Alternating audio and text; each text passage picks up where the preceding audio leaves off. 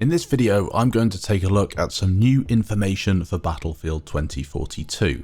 I'll be focusing on the specialists, the loadouts, the customization, and other questions that people have had about the game. We've got a bit of information about the robo-dog called Ranger, and a few other answers regarding the AI soldiers, and then of course crossplay.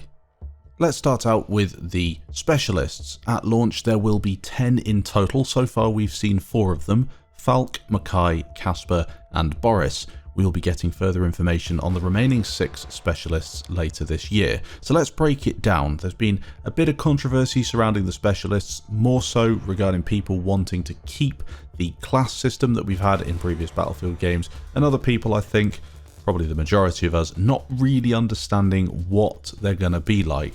So let's break it down and take a quick look. You've got a specialist in front of you. That specialist then will have a specialty and a trait. These are unique to the specialist in question and cannot be changed. You can't alter them. A specialist will have a specialty and a trait. A great example of this is the wingsuit specialist.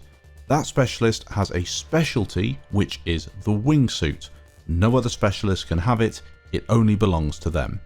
As for the traits, each specialist will also get 1. Essentially, a trait is just a thing that they're good at, something they can do better than other specialists on the battlefield. Falk, for example, which is the medic that we saw from the trailer, comes equipped with a combat surgeon trait. Combat surgeon allows Falk to revive allies to full health, meaning she has a clear advantage in that department over other players when it comes to using the squad revive feature. Squad revive is of course returning in Battlefield 2042. However, it won't give you full health when you use it. Falk, however, has that combat surgeon ability, so her squad revives will give full HP, and it's a massive bonus for her. She is a specialist with that trait. She's the only one that can get that as far as I'm aware, and it's a really, really good one. This means that you've got to think when you're picking your specialist. Do you want somebody who has a wingsuit? That's pretty cool as their specialty. And do you want somebody with a trait, maybe something that you really, really want and only they have it, so you have to pick them? Loadouts are a big talking point right now. One of the many reasons people love Battlefield 4 is due to that massive customization, and I really hoped DICE would bring that back with Battlefield 2042, and they have. As a specialist, you'll be able to customize the following things: the primary weapon, the equipment, such as maybe a medical crate or supply crate, the secondary weapon, which is your sidearm, and then the throwable, such as your frag grenade or maybe an incendiary grenade. We'll have more information on all of that stuff later on towards the game's release. You might have heard me say that anyone can take the medical or supply crate, and yes, that is true. It's another change that could have a really positive effect on the game. No longer do you have to wait for a support player to turn up. You could in fact just have somebody in your squad that you play with who loves to play as a support. They pick their specialist of choice and take the supply crate with them. It's a really good way to balance a squad, in my opinion. It gives you a lot more freedom and could be very, very interesting. So what could a loadout potentially look like? Well, let's say that you take the primary weapon, the M5A3, and customize it to how you want it. You then could take the supply crate because you fancy resupplying yourself and your teammates. Your secondary weapon could be the G57 sidearm, and your throwable could be the frag grenade. That's fairly standard really. Primary, a secondary, a piece of equipment and a throwable. You'll notice however you only get 1 equipment slot, and that is because the specialists, if you remember, have a specialty which is almost your second gadget if you like. Let's take a look at Mackay. Got a picture of him on screen here. He gets the grappling hook. He also gets the trait Nimble. Whilst Mackay can change his primary, secondary, throwable and first equipment slot, he can't change his specialty or trait. They are unique to him. So whilst you will pick a specialist that has that unique specialty and trait, they also have a lot of customization, as you'd usually get with a soldier on Battlefield. But what if you don't like resupplying people and instead want to take an RPG? Trust me, most people will.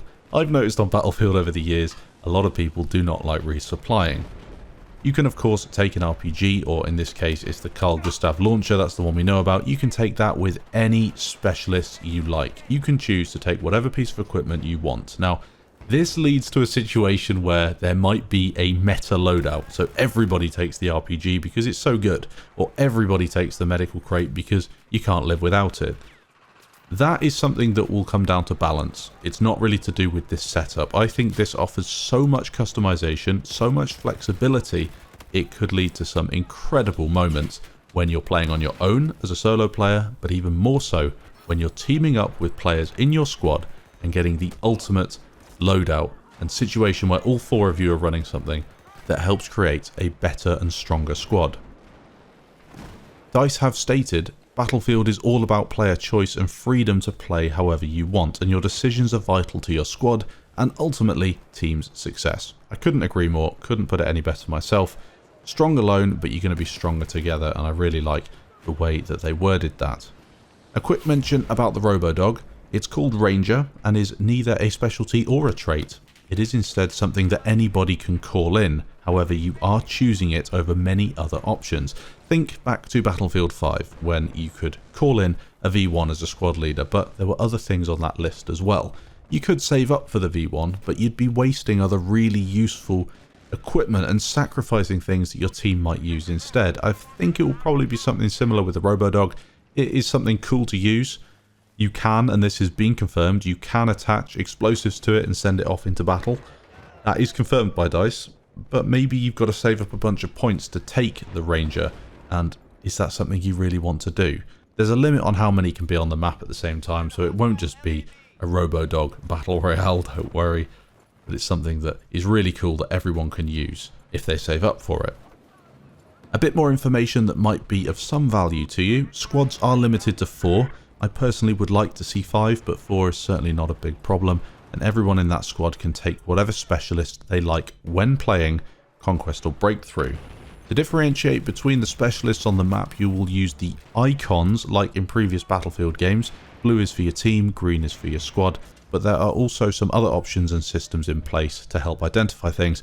That will be all revealed and gone through at a later date. Of course, Battlefield 2042 will also have loads of customization in the form of skins. This allows players to alter their appearance and stand out. Let's say you've got 2 specialists, you've got 2 Boris specialists side by side. They can look vastly different to one another if customized in a different way.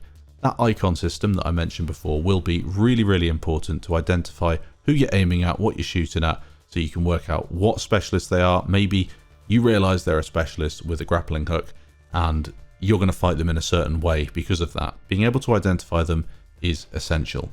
A quick mention on crossplay in 2042. It's the hot topic right now. Do you want it in the game? Do you not? I think there's loads of good things about crossplay and loads of bad things. It's one of those where it could be good, but sometimes it's let down by a few features. DICE have confirmed that it is in the works for 2042 and is a function they have confirmed they're looking to build and test for the upcoming title 2042. Is it something that's definitely coming to the game? I'm really not sure. They've got technical playtests coming up throughout the summer. I'm kind of hesitant with this one. If it's in the game, it's in the game. If it's not, it's not. We'll have to wait and see. As I said, pros and cons to it. Ideally, I want to be playing with all of my friends, whether they're on console or PC, but at the same time, you know the problems with it, so we'll have to see how it works. I'll finish this video with one final point about the AI soldiers in Battlefield 2042. These AI soldiers cannot use traits and specialties. As far as I'm aware, they're not the specialists that will be playing. They're kind of a watered down, simplistic version. They're an AI soldier. They don't have feelings. It doesn't really matter. And their focus will be to cap objectives, revive people, and generally be a good teammate.